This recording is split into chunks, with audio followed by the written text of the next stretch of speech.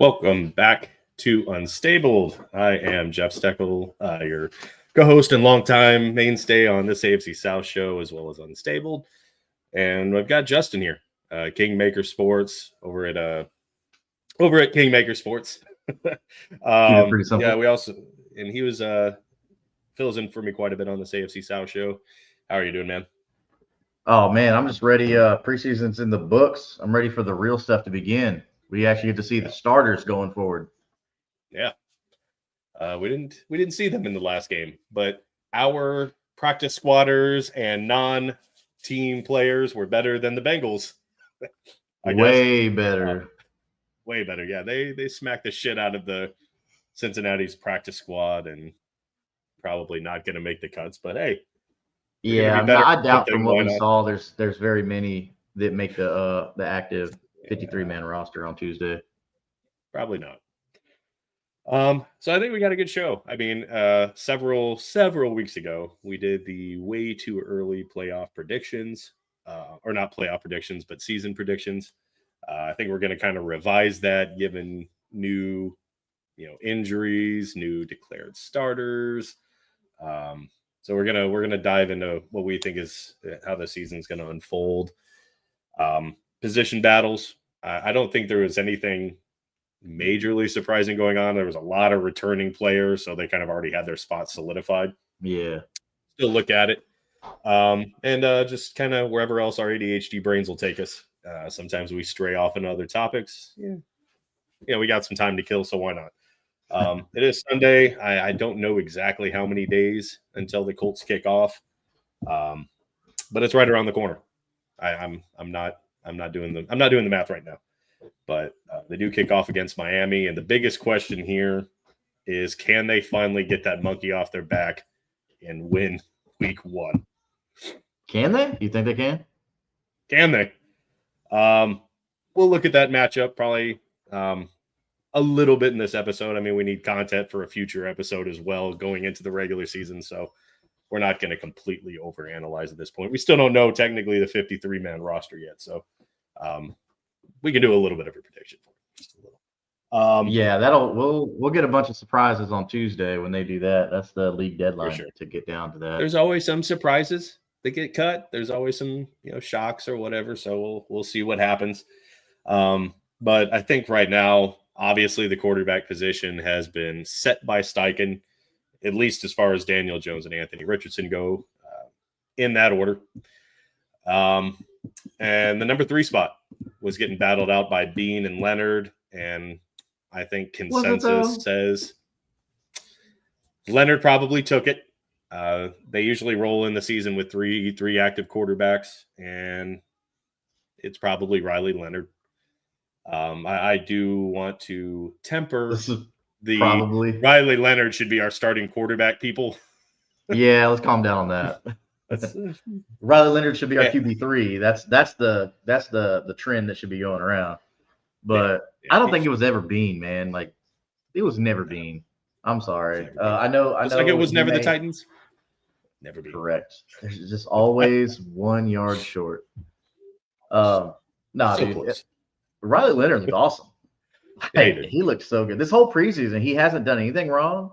He just hasn't been that big name coming out of college. I mean, could Riley Leonard be like a sneaky upside quarterback for us in the future? Because let's not forget, like, Daniel Jones is a 1-year rental. He's making what, $14 million, something like that. And then unless he comes out and absolutely lights it up, then I mean, he could Sam Darnold this thing. I mean, that's big possibility. I mean, he's got all the weapons to do it. I mean, arguably, like, I don't even think arguably, like, other than Justin Jefferson, Daniel Jones has more weapons at his expense right now than Sam Darnold did in Minnesota. Yeah. But Sam Darnold just being that journeyman, all that stuff like that. But Sam Darnold on the 1-year rental, unless he comes out and just lights the world on fire. Okay, fine, whatever, sign him, but please don't break the bank. We got other players we got to worry about. And then Anthony Richardson. Because of what we're seeing with week 1, Anthony Richardson is not going to get signed to a second contract. I don't see how there's any way. If anything, he might get traded. We don't know, but I don't know. I I used to like to think like I'm kind of a management business mind, and I'd like to think that I know what's going to happen with Anthony Rich. I have no idea. Like, I don't know if there is an actual long-term plan with him at this point.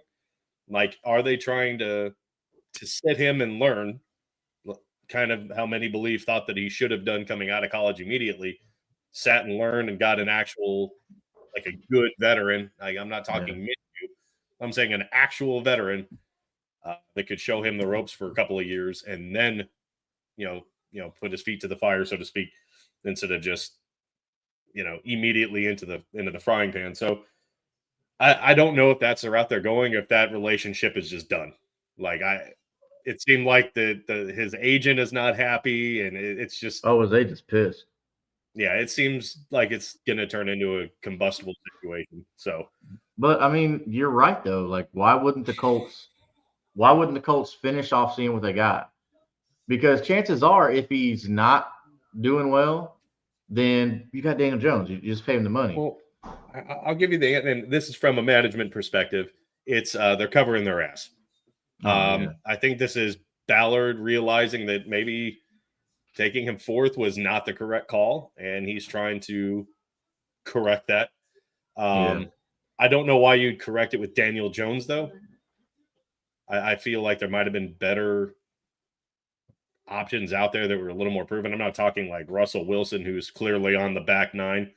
Looking back now, yeah, there was. Because if you knew going ahead, which they didn't know that Anthony Richardson, they weren't going to go with him. They thought like, hey, we just want somebody to compete. And Daniel Jones was like the happy medium, I think. Like, he's somebody who could be a backup, but then he could be a starter too. Whereas if we went after Justin Fields, Sam Darnold, Geno Smith, like those guys were going to be starters where they went to, especially at the year Sam Darnold had. Yeah, so I don't think that they knew then kind of what they know now about the situation with Anthony Richardson. Like, honestly, I wouldn't even have been too mad if it was someone like Fields, or you just said his name, Darnold or Geno. Not Smith? Darnold, Geno. I wouldn't have been mad about Geno. He looked good in Seattle. Geno's a heck of a journeyman. Yeah. He's not going to lose you, but not as loose with the football. Yeah, I would have been okay with Geno. He's that game manager at this point. Yeah, I wouldn't have been mad about that. But I think Daniel Jones can come in and I was talking about just don't suck. Like, just do what Brock Purdy does. Just come in, manage the game, don't lose the game, and just do enough so your playmakers can win it. Yeah. So I think Daniel Jones can do that. Yeah. I don't know if the Colts are going to do a lot of winning this year, but I don't know. I don't know why at this point, if your goal was to not start Richardson, why you'd bring in Daniel Jones of all the people that were available. Like, it's that ever since Luck's retirement, this whole quarterback situation has been completely fucked. Like, I'm just being completely like Phillip Rivers had a good year, but beyond that, it's been bad. Yeah. And I know we're all tired of it. Like, everyone in Colts Nation is sick and tired of it. And we're going to see that damn graphic again. Daniel Jones is the new starter. How many quarterbacks have they had since Luck? We're going to see it all damn year. And if things go south with Daniel Jones, Anthony Richardson comes back in, or even Riley Leonard, we're going to keep seeing that graphic. Yep. And we're tired of it. And I don't even know, like, if this is like the suck for luck campaign. If Anthony Richardson was worse than Daniel Jones, Anthony Richardson would be the starter, and they'd be sucking for Manning. So I don't know. I mean, we're still going to end up with a high draft pick. With all the losses that we've had for injury, I don't know what's in the water, man, at camp, but year. Just injuries to prominent, like, future players too. I mean, Justin Wally looking phenomenal, and then boom, he gets hurt. Good thing is like, you might have Jalen Jones coming back, who looked like he was going to get bumped, but now his position is safe again. Hunter Wohler, who was playing that kind of rover. I think what did you say that position was? I think you said it on the last episode. It's like he's pretty much like a coverage linebacker, like kind of a roaming dime kind of guy. Yeah. What I'm seeing with Lou Anna, I cannot say his name. I'm just gonna say Lou Anarumo. Yeah. He linebackers aren't as important in his defense. Like you had safety converting to linebacker, and that's pretty much what he does with his defense. And it's a vast difference from what we saw with Bradley. Yeah. Thank all that's holy for that. But the players are totally like saying this is way So- different than Gus Bradley. Yeah. So Zaire Franklin is he's a tackling machine. Like he goes after the football. He's a liability in coverage though, but he's perfect for the role that he's going to play in Lou's defense. He's going to be that heat seeker. I'm not saying like Bob Sanders level, but he's an excellent tackle and he can recognize plays well. And he's the perfect linebacker for that. And then there'll be just whoever's going to be playing next to him, it's going to rotate out. That's the way that I see it. It could be safety. It could be another linebacker. That's just Lou's defense. So I'm interested to see how those positions are going to shake out, who's going to get more of the playing time. Obviously, running back. I think there was a little bit of a surprise from. I'm looking at an ESPN prediction. Obviously, Jonathan Taylor is going to be the 1. Giddens is 2, and they have Goodson as 3, and I don't like that. No, why? I don't like it at all. They have him put in. It should be 3. Khalil Herbert. It should be. Look, Goodson always has good preseasons, but when it matters the most, he's horrible. Stop it. Yeah. Looking at you, Mo Alley Cox. No,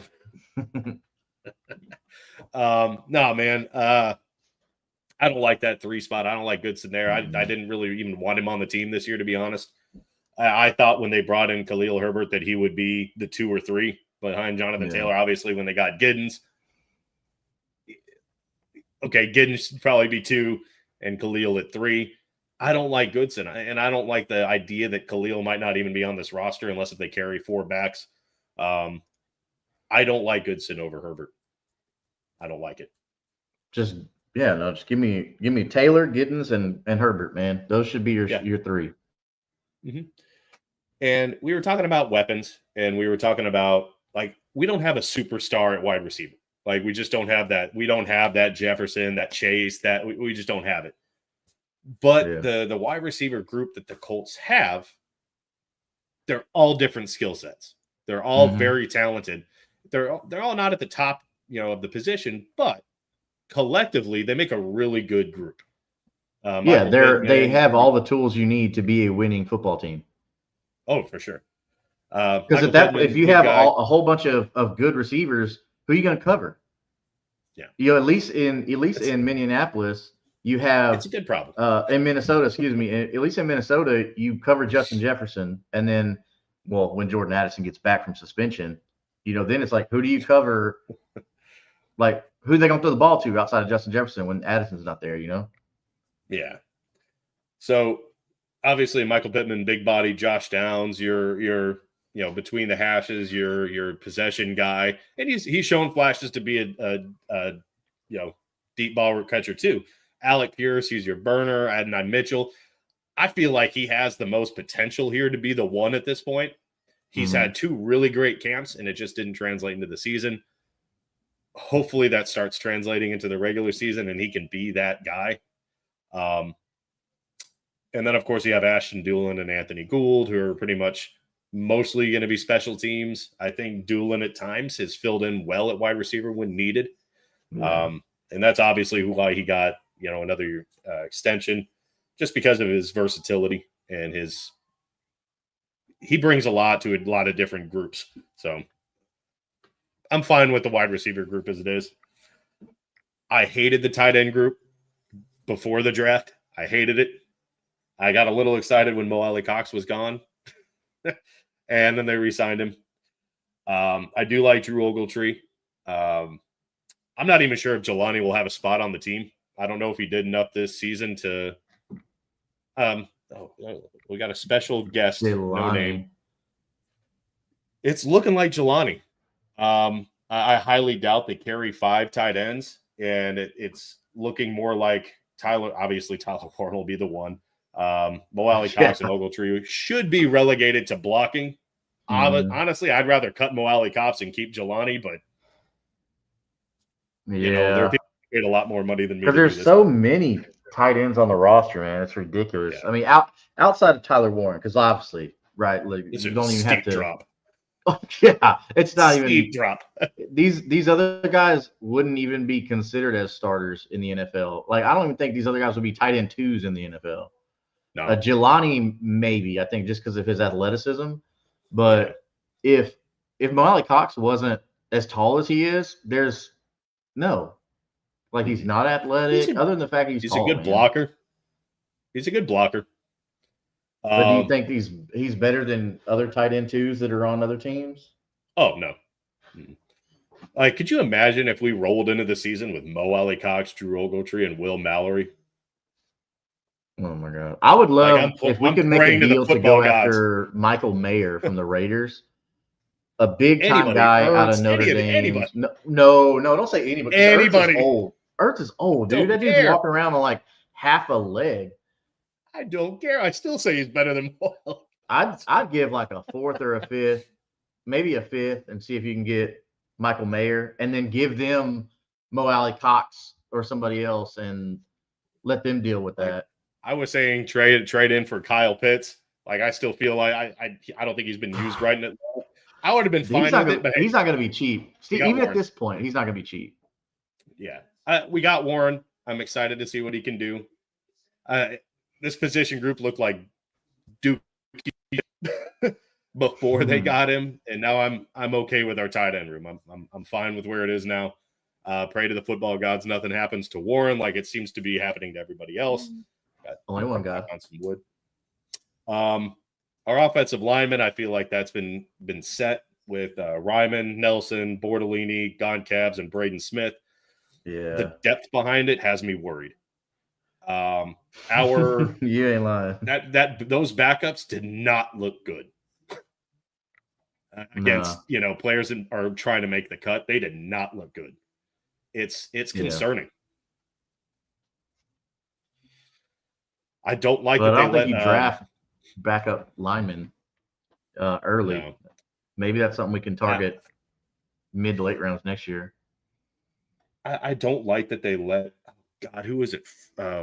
Fries, Will Fries. Yeah, it was Fries to Minnesota. I think they both went to Minnesota. Yeah. I'm not happy. I'm not happy about that. I feel like you needed to re-sign Fries. Just because Braden Smith has shown a lot of availability issues. He's good when he's on the field, but that's the problem. I'm the backup. Like, if someone goes down on this offensive line, I'm concerned. But that's why we got guys like Tyler Warren and Josh Down, so you don't need a lot of time in the pocket. So hopefully it's a lot of fast hitting passes when they do. I'm just that it has me concerned. Yeah. Well, I guess now we can just look forward to the regular season. Yeah. We got week 1 coming up to actually get to see. Yeah, that's the thing, staying healthy. But we got a home game against Miami, September 7th. Oh, September 7th. That's right. So yeah, when you look at this, both I think Bortolini and Goncalves were not full-time starters, and now they are. So you just kind of wonder how this line meshes now that those two are the starting linemen. Yeah. How well that these guys work together day one, like, because there's got to be some continuity there and understanding of the calls and audibles, stuff like that. So you hope that cohesiveness is there. They didn't play a lot of snaps in the preseason together, if at all. Week 1, I'm worried. I'm worried about this offensive line, to be honest. I mean, we can move on. Yeah. I mean, there is cause for concern because the line was the one steady thing, and now it's depth is the problem. It's not the starters, it's the depth.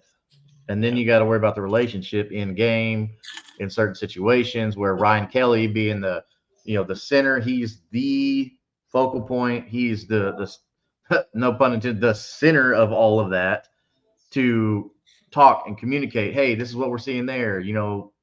Now you don't have that experience there. So that's that kind of hurts you. But maybe they see something that we're not seeing. So I don't Hope for know. the We best. got as long as I think as long as the offense can put up numbers and not give up turnovers, I think we'll be I'm, okay. Because defense you is know, looking a little sketchy now that our secondary is falling apart. But hey, look, we'll Charvarius get into Ward that. is good. Yeah, okay. We got a guy. AFC South has the worst 4 O lines combined in the NFL. I think just on paper and how the Colts have done, I'd still say that they still have one of the better offensive lines in the NFL. I'm not talking like top 5, but I'd still say they're still in that 10 to 15 top. But the rest of the AFC South is in. I can't remember what they were ranked in PFF or whatever the hell it was. I don't think the Texans got any better. I don't think Jacksonville got any better. I don't think Tennessee got any better. They're still in the bottom. I think all 3 of them went in the bottom 23 or 25 or something like that going Yeah, into the yeah, season. yeah. So combined, it's probably one of It's the not worst great. divisions for offensive lines. Yeah, especially if you're The trying to do Colts an are the only average, ones it's kind not of. great. Yeah, Yeah. that's you got to take that part out of it. But that's starting offensive lines. I don't think they were taking into account the depth. Well, No one trusts the Jags line. No one trusts the Titans line. No one trusts. Not people worried about I the Colts line. I You're not trust the wrong. Colts starting line. It's the depth behind it. If anything happens to one of our starters, I'm very concerned. Yeah, I mean, they're still Pinter, but I don't know, man. I just hope no one gets hurt. You know they are. It's the Colts. yeah, Just hope they don't.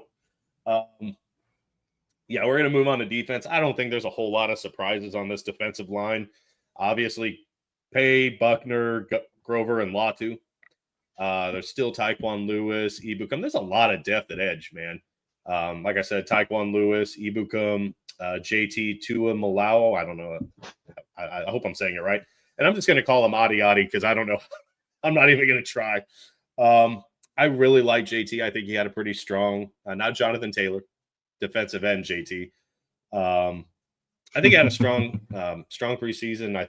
I think he looks good. I think he'll be a great rotational piece. I think we're really good on the defensive line. I'm probably one of my least concerned groups on this team, if not my least concern. As we talked about a little bit before, linebackers, obviously Franklin's, circled, highlighted, starred. He's getting, he's a starting linebacker. Beyond him, though, it'll be, I have no idea. ESPN has it: Franklin, McGrone, Joe Bocci, Jalen Carleys, and Austin. I don't even know who that is. So that's who they predict will be the 5 linebackers on this team, probably special team, whatever. But yeah, I don't think it's as important with Lou's defense than what it was with Gus Bradley's. So just so long as Zaire keeps playing the way that he's been playing, I'm not too concerned with the linebackers, and hopefully we get another standout in that group. yeah. Say what you want about you could say a lot about Chris Ballard, but the guy knows how to find linebackers. So I'm not too concerned about the linebacking You group. can go head up the scouting department. Mm-hmm. We talked about that on the last episode too. Mm-hmm. So we get into corners, and obviously we were really, especially Justin, and I was in agreement with him that Wally was having an amazing preseason. He played and earned the cornerback 2 spot, and him going down with that season-ending knee injury really sucks. He was probably going to be playing opposite of Ward. Yeah. So I feel bad for the kid. I hope come back better next year. It sucks. You had earned what I think the cornerback 2, and now obviously you got Javarius Ward, Kenny Moore, who's our slot guy. They've got Xavier Howard playing opposite of Ward, which I find to be very interesting. Pretty much every sign depth him guard off the streets, and then now he's a starter. Yeah. There's a lot of rust there. He didn't play last year. I firmly believe there's a reason he was still not picked up until the Colts got him, last week? Yeah. Well, I don't. From words, is not a talent thing though. It's more of an attitude thing. But he's got experience with Anarumo, so I mean that helps. So he won't have much of a learning curve to learn the defense. Yeah. There's pros and cons I mean, to it. it could change. I still feel like Jalen Jones, coming back from injury, I still feel like he played well enough to have at least it been his spot to lose. You know what I mean? Jalen Jones, you mean? Yeah. Yeah, for sure. It is. And but he hasn't maybe been learning Xavier, any of this defense though. He doesn't know the yeah, schemes, the calls, the coverages. He doesn't know any of that stuff. So that's the problem, I think. But I think that's the only problem is that you got Xavier Howard who has experience with Lou Anarumo and the defense and the calls and the coverages and the relationship because we see all the time the relationship matters. Like was it Backy or Bashy or whatever his last name, the linebacker that came over from Cincinnati, who's looked decent in preseason. And he knows the defense, and so he can help get that linebacker room going. So, but we see this all the time, though. Like new coordinators coming in, they bring one or two pieces in of guys that they trust, they know, and they're cheap. Xavier Howard didn't cost us hardly anything for a former All-Pro, like was special guest. So I mean, I don't hate it, but I mean, I don't think you're going to get All-Pro, like former All-Pro performance. I don't think anybody's expecting that. I mean, if he can, at least until either Jalen Jones or Juju Brents, because again, they've both been nagging injuries going into preseason, and like Jalen Jones, just not a lot of time in this new defense.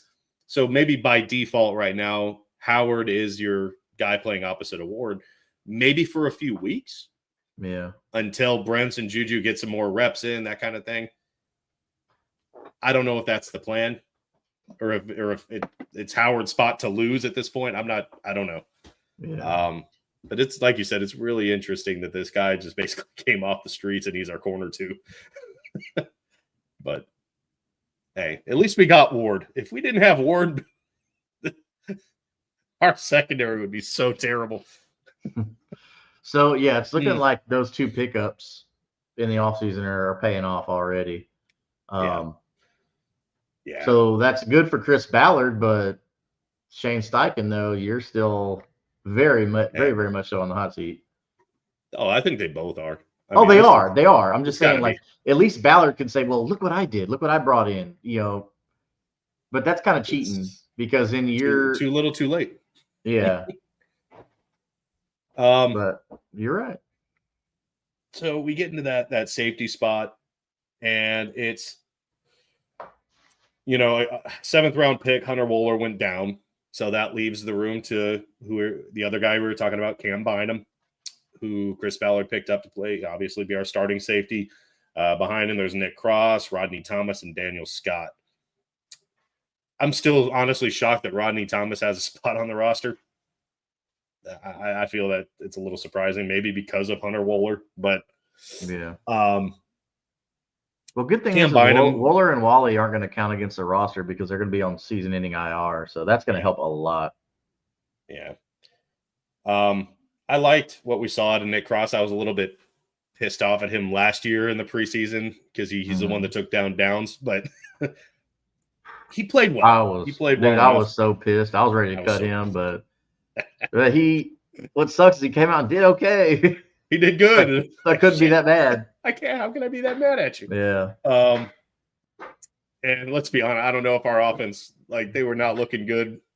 I think with Josh Downs or without him, if I'm not saying I'm happy he got hurt, but I don't think it was our quarterback position is just bad. Anyway, and of course our special teams, Spencer Schrader did win the job. You got obviously Rigoberto Sanchez, who has been a really, really solid punter, and Luke Rhodes at long snap. So I don't think there's really any surprises there. And like we said, there wasn't a whole lot of shocks to this roster. There might be one or two surprise cuts when they do the trim down. You said doo-doo. Doo-doo. 5-year-olds here. Hey, man, if we can't have fun, what are we even doing? No shit. You can't make me grow up. I don't care how long I've been married. So I think from here we can jump in. I wish I had my notepad. I'll use my phone. I think we can go into our new season predictions because we did one like I think it was like right after the Super Bowl or some shit. We did the way too early predictions. Oh yeah. And I had the Colts, I think, going 10-7 or 11-6. Yeah, we didn't really have much content. We weren't in the playoffs, so yeah, we we had to figure just something winging out. it. Yeah. So, so week one, obviously we're at home. We do play Miami. Is this the season that the Colts get the losing week one, monkey off the back? Does it happen this year? No, I think we got our butts kicked week one. You think so? See, I do. like in this because one, Tua hasn't got a concussion yet at week one, so that's why I think so. I watched a little bit of that preseason game. This last, I guess, I think it was yesterday. The Dolphins played. I watched a little bit of it, and Tua was in the game for a while, and I'm like, fucking stupid. Why? That was the dumbest thing. Like this kid's already got Play-Doh brain, and you're putting him in a preseason game. Yeah, like it's. What the hell are they doing? So I think my biggest issue here is, I don't know. Tyreek Hill's healthy, isn't he? Going into this, Tyreek Hill is healthy. Jalen Waddle is healthy. The only thing is they gave away Jonnu Smith, like a super athletic tight end. They've had some really, really athletic tight ends. They've had Gesicki, who's just a freak. Jonnu Smith is amazing. So really, you just got to worry about their passing game, and then Devon Achane can just break it whenever. That dude's got Olympic speed. Yeah, but I don't know. So this could be a close one, depending on Miami's defense and depending on our defense. I don't think the offenses are going to be the problem. I think it's the defense. Which defense is going to show up? My biggest concern here is the Colts are going to have to win this game with their defensive line. Like they're going to have to. Yeah. And I say that like I trust Ward. I think that would be a really fun matchup between Ward and Tyreek Hill. I think that'd be an interesting battle. Obviously, Tyreek Hill has a ton of speed. Not many people are as fast as him. But I think Ward is experienced enough, I guess, to kind of win the battle at that line of scrimmage at that initial point of contact. Yeah. But I think that'd be a fun matchup. But it's going to come down to, can the Colts get a lot of pressure and scramble to his Play-Doh brain, scramble his eggs a little bit, just scramble the eggs a little bit. Hopefully not too much. I don't want to see anything horrible happen to anybody. Like you said, it was just dumb to have him out there in the preseason. But they've got to get pressure, something that Bradley was terrible for, and this is how we get to see lose. Full defense, see what he can do. And this is the game that's going to set the tone for the rest of the season. I think every single person in this organization knows that this week one game, they haven't won it in over 10 years. Mm-hmm. I think everybody is more aware, like they have to win this game, right? You have to. So against Miami at home, though. So that's the kicker, is at home. Normally, if they were in Miami, I'd say Miami. But I do think they're going to be a little bit more aggressive on defense because Lou coming in year one, he's going to want to assert his dominance. Hey, my defense is here. We're loud, and you're gonna see us. We're going to be in your face. But look, historically, I want to say Miami wins. But there is a very clear path to where Indianapolis, with it being a home game, fresh look defense. You got Daniel Jones out there who's probably not going to go out and try and make a statement. He's just going to distribute the ball into the playmakers, which is, I'm sure that's what Shane Steichen and what they've talked to him about is, hey, don't be fancy. Go out there, just distribute the ball. Let them make the plays. Mm-hmm. Hopefully that's the case, because if that's the case, then I got Indianapolis winning week one and finally getting that John Elway monkey off your back. If they can deploy the same type of offensive scheme that they had with Andrew Luck when they finally got him his offensive line in his last season as a Colt, Andrew Luck looked phenomenal when it was quick dropbacks, quick passing. Yeah. He looked great. And that was like the perfect offense for the style of team that it was. I think that's what they really need to go back to. Run first, quick passes, get the ball out fast. I think that suits I think that suits this team perfect. If they can do that and not have that sit back, wait for the play to develop, they're going to get killed. But all they need to do is just keep the ball away from Tyreek Hill, Waddle, and the A-Chain. They just need to. And time of possession is going to be the reason they win or lose against Miami. Having said that, all the pressure is on this game. I'm going to go win, dude. I'm going to say you know win. What? I'm going to say win too. They have to. It has to be. If they lose this game, that's just the feeling for the rest of the season. But yeah. So week 2, they're at home again against Denver. That's a tough one, man. Denver's offense looks okay, but again, on paper, we have all the weapons. Like, we have a better team on paper against Denver, but they have Sean Payton. And I mean, you got a young Bo Nix. Their running back situation's weird though, because I like RJ Harvey, I like J.K. Dobbins, but I haven't really seen exactly what RJ Harvey can do in that offense, because I feel like J.K. Dobbins is still, like, being the veteran, I feel like he's going to get the very first snap, so he's going to be technically the starter. I think we can win that one too. Yeah. I do think they get off to a strong start this season, and at home against Denver. And I do like Bo Nix. I do like. I hate Sean Payton. Go back to that Super Bowl. I hate him, but he does know what he's doing. But I'll just, once again, I think lose defense with all the talent that he has on defense. I think that they can. I think they can get the pressure on Bo Nix. It's just the Colts' run defense that has me a little nervous.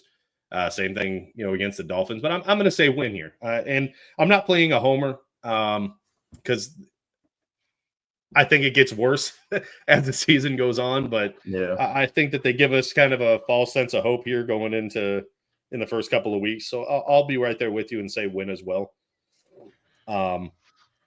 Week 3 is away in Tennessee. And because of that run game and the type of offense that Cam Moore brings to the table, and I don't know, man, I'm going to say they drop this one in Tennessee. I think I had this as a win in our way too early predictions. I think they lose this game. All right. I got us as a win at Tennessee, because I think week 3 comes and I think we're starting to click. Everything's starting to fire like it's supposed to. I think that's a win too. So I do think we start off 3-0. I don't think the one against Tennessee is going to be a run away with it. I think that's going to come down to the wire.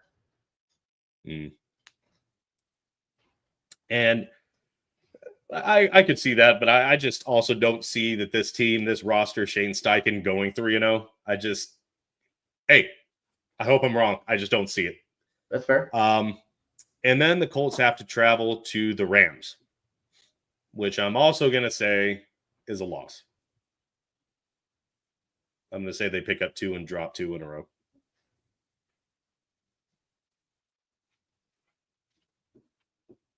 Yeah, the Rams are going to lose. The Colts are going to lose to the Rams. Yeah. The Rams are going to win. They just have too many weapons, and I believe in Sean McVay. Yeah. Adding Devontae Adams alongside Puka Nacua, that's come on, man. Devontae Adams isn't old Devontae Adams, Aaron Rodgers Devontae Adams, but it's still Devontae Adams. That could be he wasn't happy to be in Vegas to begin with. No. And I think that'll be a fun battle, again, between Devontae Adams and Ward. I think that'll be another fun matchup. But again, you've got Puka Nacua running all over the place. So, yeah. we go into week 5, Yeah. October 5th, 2 days before my birthday, Got Vegas. against the Raiders at home for the Colts. It's a Colts home game. I think they get back into the win column with this one. Yeah. I do like Gentry. I do like what they have at running back, which has me nervous with this defense, but I don't know. I mean, they I don't got see a 3 whole lot running else. backs there that are really good. So, I mean, it doesn't matter what they the do. tight end was okay too. Yeah, he's okay. They've got really two good tight ends that I really like. The only problem is the Raiders' offensive line sucks. So yeah, that's whether Adams or Puka versus Howard. Yeah.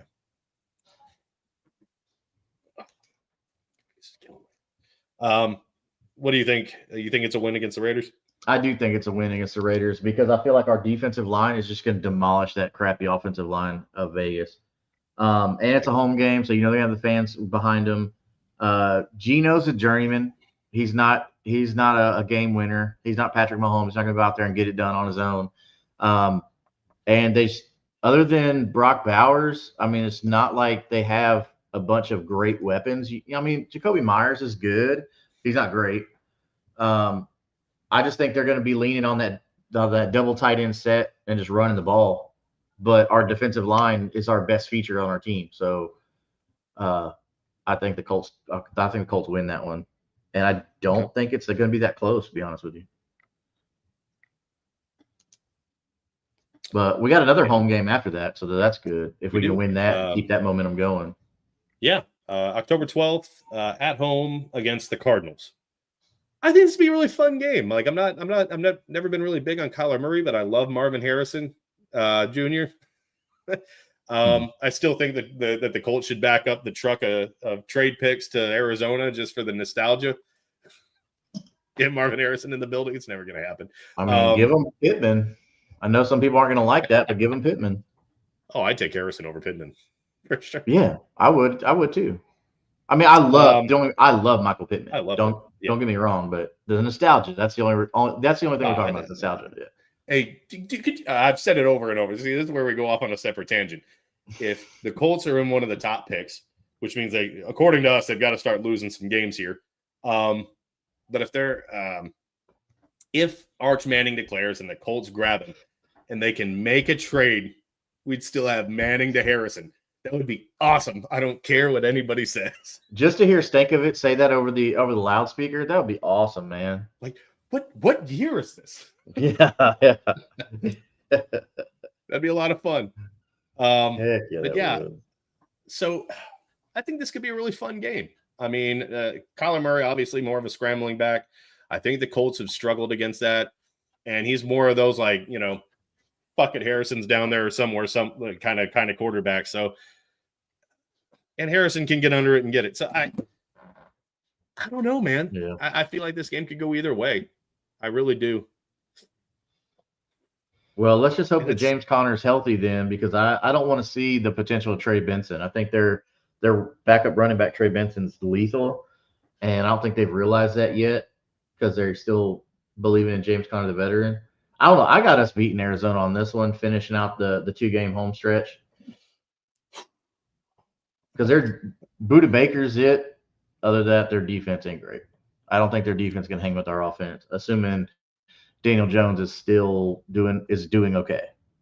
Yeah. Notice how I said okay, not doing good. He's just, again, all I've been asking for is quarterback play in the top 20. That's all I've been asking for. Because I think we've got the playmakers that can win games if their quarterback is just not terrible. Like that's all. Yeah, that's all. That's all I've been asking for. Jones has to do is just get the ball to the playmakers and let them do it. Just don't suck. And I feel like we're coming into the hard stretch right now of the season. The Colts travel to the Chargers. Yep. And I mean, if Quentin Johnston can actually learn how to catch, I think this could be a really rough game for the Colts. Yeah. I mean, they've got good pass catchers, Chargers, man. So our secondary is going to struggle here. I think we're going to struggle against Ladd McConkey because Ladd's just an awesome route runner. I mean, he's like that new Hunter Renfrow, you know. And if, like you talked about, Quentin Johnston can learn how to catch, he's going to be pretty lethal. They've got a tight end that no one's talking about, Arondé Gadsden, and that kid's special, dude. He's real special. Harbaugh really likes him. I think you're going to see him make some plays. At this point in the season, you're almost midway. I think you're going to see him more than you are the veteran that's in front of him. But I think we're going to lose this game to the Chargers. Yeah, I'm in agreement with that. The Chargers have always seemed to have the Colts number. It just feels like they always have. If Justin it were a Herbert's home just game, so dang good, man. He's good. His line has just been terrible, and I think if they lose this game, it's going to be because our defensive line just absolutely steamrolls his line. So, I mean, I could see a path for the Colts to win this, but I think they just have so many weapons and so much potential that it's going to go to the Chargers in this one being a home game for them. Yeah. Week 8, the Titans travel to Indianapolis, and I'm going to say they split the series. I think the Colts will pick up the win at home. You can't let the Titans sweep you. Just that can't happen. Well, I've got us losing to the Titans on this one. I think that by this point, Cam Ward is killing it, and they're coming into our house, and they've got some tricks up their sleeve. So I know Andrew and Christian over at Titans Step Over 2 are going to like this one, but I actually have us falling to the Titans on this one. I got us winning the first one, but losing this one. Only because I think Cam Ward is finally hitting his stride. I think they're using Tajay Spears and Tony Pollard as a double-headed monster. And I think Alec Ayomanor at this point in the season is, again, going to be hitting on all cylinders with Cam Ward. So I think we mess up this one. I think we get cocky. We're at home. We're just coming back from the West Coast. I think this is on us on this one, the loss. Not that the Titans are that much better than us at this point. I'm just saying I think we lost this game. Okay. I could see that. They've highlighted this one as a redemption game, kind of as a gimme, and they're looking ahead because like we're coming up to a tough part of the schedule here, and they're just looking past the Titans, kind of thing. I don't want to call it a trap game or not. It's not what it is, but kind of. I could see that scenario where they're just kind of looking past them. I still don't think the Titans are great. They have a terrible offensive line. But yeah. I could see where they could drop this one. But I'm going to go because I already said that the Colts are going to lose to them in Tennessee. I don't have the Titans sweeping the Colts, so I'm saying home win here. Okay. After that, the Colts travel out east to Pittsburgh. Well, I guess it's not too far east, but yeah. So Midwest, but yeah. But at Pittsburgh in early November, so it'll be a little chilly out there. I don't think the weather's going to be a big deal. Playing Pittsburgh this early in the season, so we're right there at literally at midway. So I don't know. What do you think against Pittsburgh with that Aaron Rodgers? Well, that Aaron Rodgers led off. If it's the Aaron Rodgers of the last several years, I think could be an easy win for the Colts. If they don't have Aaron Rodgers doing a whole lot and they lean on Tomlin, and I've said this over and over on the show, the Colts have had a lot of problem with the Steelers. They won a really ugly game against Pittsburgh. I think it was last year. Wasn't it last year? It was just a nasty error-riddled game, and they squeaked it out. Those ugly games are typically the games that Mike Tomlin wins. He knows how to win either in a great way or just the ugliest shit games he can win them. In Pittsburgh, I don't know, man. I'm not saying this because of Aaron Rodgers is going to be the Aaron Rodgers of Green Bay. I'm saying this just because of his coaching, and I think Tomlin's a much better coach than Shane Steichen. I think that's where Pittsburgh wins this game. Yeah. I got hate Pittsburgh's to say that we lose to defense Pittsburgh. just tearing our butts apart because all they do is they just know how to build a defense in Pittsburgh. I don't think there's anything that we can do to prevent that. I think their defense is just going to overpower our offense. They're going to get turnovers. They're going to fluster Daniel Jones. I just think that Mike Tomlin defense is going to kill us on that game. Yeah. So I think we both agree on that one. Yeah. Week 10, Atlanta comes to town against the Colts in Indianapolis. I think this could be another fun game. I mean, we both really high on Bijan. Colts have struggled against the run. The quarterback is a major question. I'm not saying that we're any better, but is Michael Penix going to be their guy, or is it Kirk? Or are they going to be back to Kirk Cousins at this point? I mean, that's going to all depend. Is either Kyle one makes me Pitts nervous. what they need him to be, or is he the Pitts? I don't know. I actually have us dropping to Atlanta in this game. Because I had us winning against Tennessee, and I don't think I have us losing at home yet. I think the Falcons pull one over on us. I really do. I think they travel here, surprise the Colts. And I think this is kind of like, because we both have several losses in the last few weeks, and I think this is about the point where the wheels start to fall off for the Colts and Shane Steichen. It doesn't look I good don't from want to here say on that. out. It really doesn't. I think that Pittsburgh kind of starts that snowball effect, and it just keeps fucking rolling. Takes the soul out of Mike Tomlin's defense. You take the soul out of the Colts, and it's not going to be great. But good thing is like after this loss to Atlanta, you got a bye week. Can't lose that. Which gives us plenty of time to prepare for Patrick Mahomes in Arrowhead. Yay! And I mean, the Colts have always had the Chiefs and Patrick Mahomes' number, but it's been at home. At home, yeah. They've done it at home in Indianapolis. The Loud House. Traveling to the Kingdom, and I don't. No, I think this one's an easy one right here. We can both agree we're going to lose to the Chiefs in Kansas City. I don't think there's much to talk about on that one. There really isn't. And like I said, snowball effect. Justin currently has them on a 5-game losing streak. I have them dropping 4 of the last 5. We go into week, 12 or 13, I guess, because they had a bye week. So their 12th game. We'll say the 12th game. For the Texans come to the Colts. Ugh. And they have so many weapons, too. It's just the only thing I don't like about the Texans, their offensive line. Beyond that, hold on, back to the Chiefs. Chiefs won by half a point after 4 unreasonable calls by the refs. I could see that too. But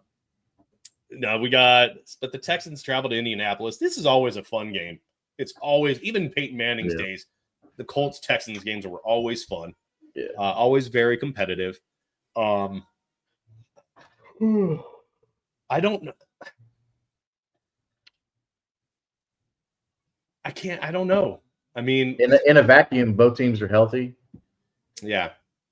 So we'll say they're both healthy. I think the Colts get back into the win column here because they're at home.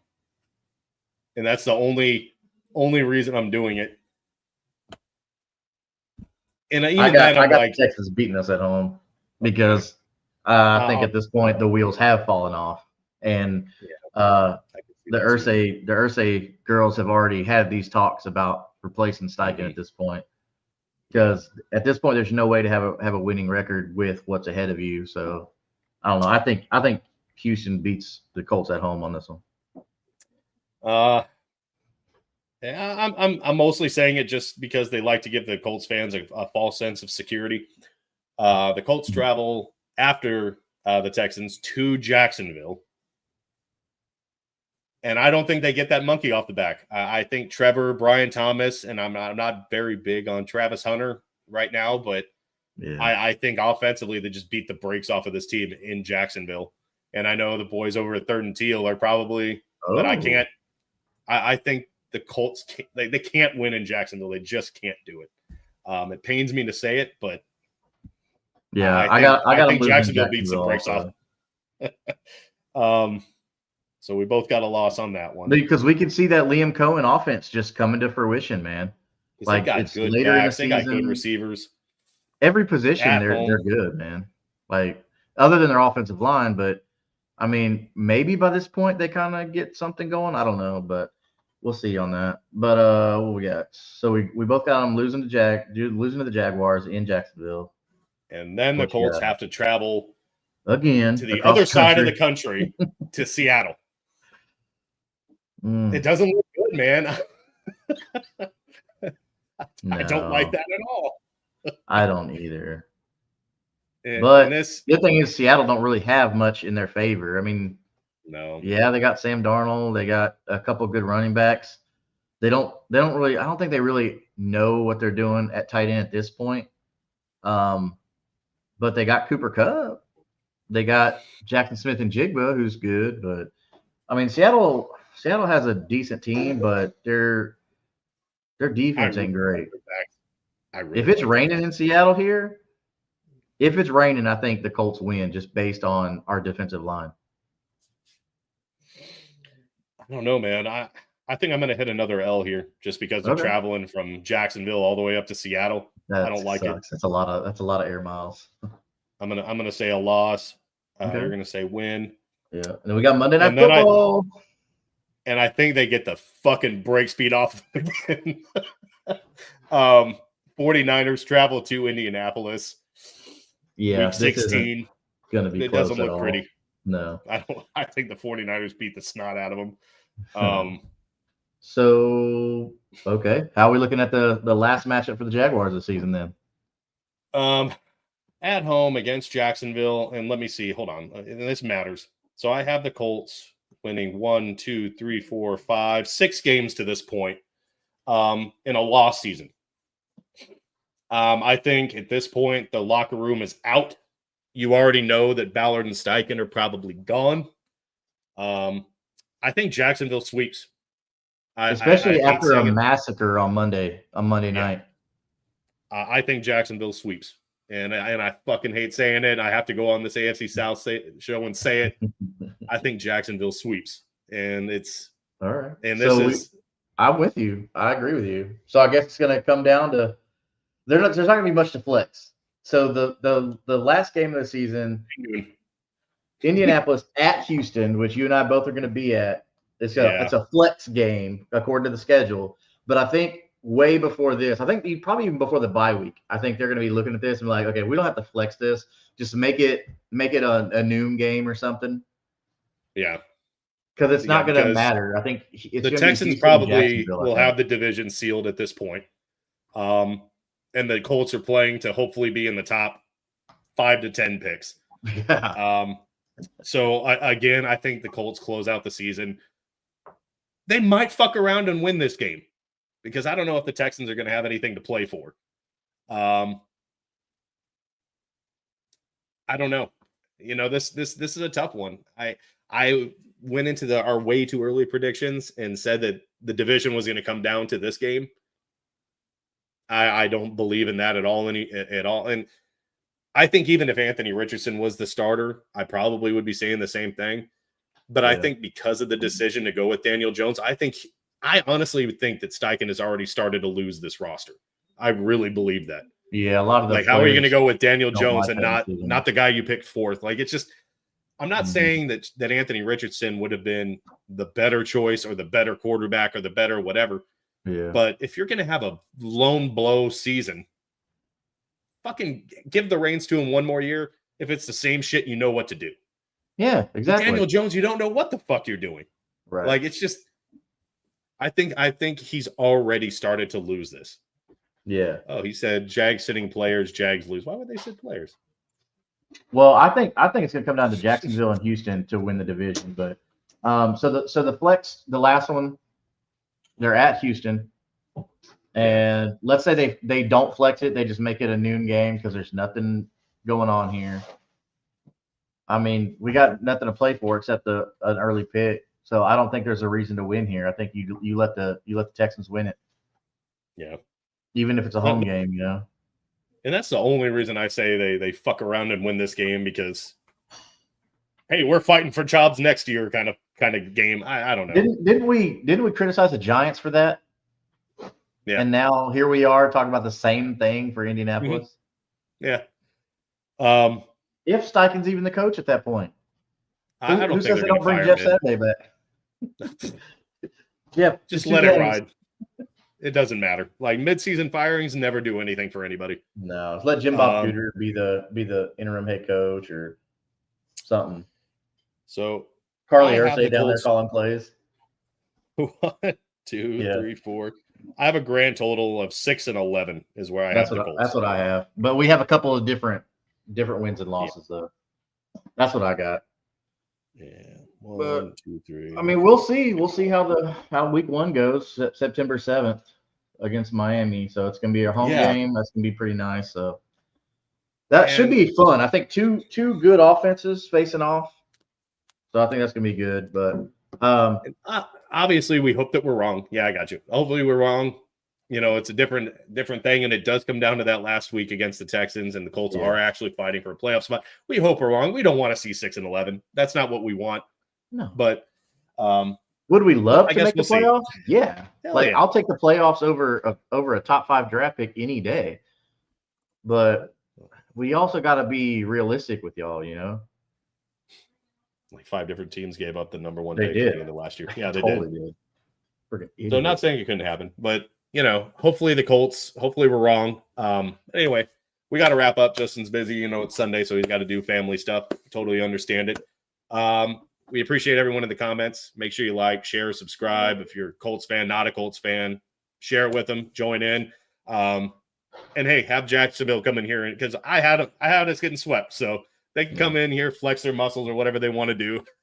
Hey Jeff, are you going to be on the live stream later for the Kingmaker Sports Fantasy Football Draft? Are we doing that live? I'm doing it live. I'm doing live with reaction and everything. So everybody's welcome to join. Okay. And we'll have everybody here on stage. I'll have the draft up here on the board and everything. So hell yeah. So make sure you tune in to Kingmaker. Right on. I might pop in. Depending on where my wife is at and everything. I know she's with. Yeah, everybody in here, go check out Kingmaker Sports on YouTube, and we'll be doing a live sleeper draft tonight at 8:00. And then we're both in the league. Yeah. So you can criticize us both on our picks, you know, how good or bad they are. We'd love to, hit us in the comments, but go subscribe to that, man. We'll love to interact with you tonight. Yeah, for sure. But yeah, thanks for being in the comments. Thanks for being active, Brandon Hallam, and a special guest. I don't know who you are, but we appreciate you being here. Make sure you come on over to Kingmaker Sports. We're going to be going live doing that at 8:00 tonight. So tune in to Kingmaker Sports. Make sure you like, share, subscribe as well. And we'll see you guys, I guess, in a few hours. Y'all be good people. See y'all next time.